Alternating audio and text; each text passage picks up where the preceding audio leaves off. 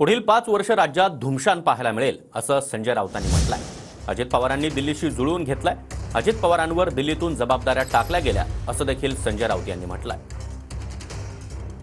अजित पवारांचं राजकारण वेगळं आहे। अजित पवारांनी दिल्लीशी चांगल्या प्रकारे जुळवून घेतलेलं आहे अशी माझी पक्की माहिती आहे। आणि त्यांच्यावर ज्या काही जबाबदाऱ्या आहेत त्या जबाबदाऱ्या काय आहेत हे मला माहिती आहे टाकलेल्या। एकनाथ शिंदे जे राज्याचे मुख्यमंत्री आज 5 वाजेपर्यंत आहेत, काय जेव्हा मुख्यमंत्री ते उपमुख्यमंत्री होते, त्यानंतर महाराष्ट्रात नवीन मुख्यमंत्र्यांचं पर्व सुरू होईल आणि त्यानंतर राज्यात पुढली 5 वर्ष आपल्याला धुमशान पाहायला मिळणार आहे। त्याची तुम्ही तयारी ठेवा। बहुमत असतानाही 12 दिवस 13 दिवस मुख्यमंत्री शपथ घेऊ शकले नाहीत।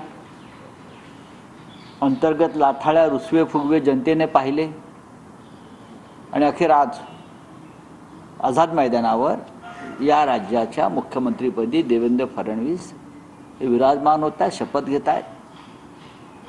महाराष्ट्राच्या परंपरेप्रमाणे आम्ही त्यांना शुभेच्छा देतो। गेल्या 2.5-3 वर्षामध्ये जी महाराष्ट्राची लूट झाली, महाराष्ट्राचा रोजगार, महाराष्ट्राचा उद्योग, ही दरोडेखोरी थांबवून महाराष्ट्राला पुन्हा वैभवशाली राज्य बनवण्याची जबाबदारी या महाराष्ट्राच्या नवीन मुख्यमंत्र्यावर आहे।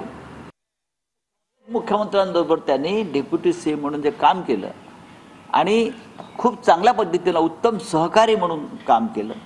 माननीय उद्धव ठाकरे नेहमी त्यांचं कौतुक करतात की मंत्रिमंडळातील एक भरोशाचा सहकारी म्हणून ते आजही अजित पवार यांचा नामोल्लेख करतात। हे महत्त्वाची गोष्ट आहे।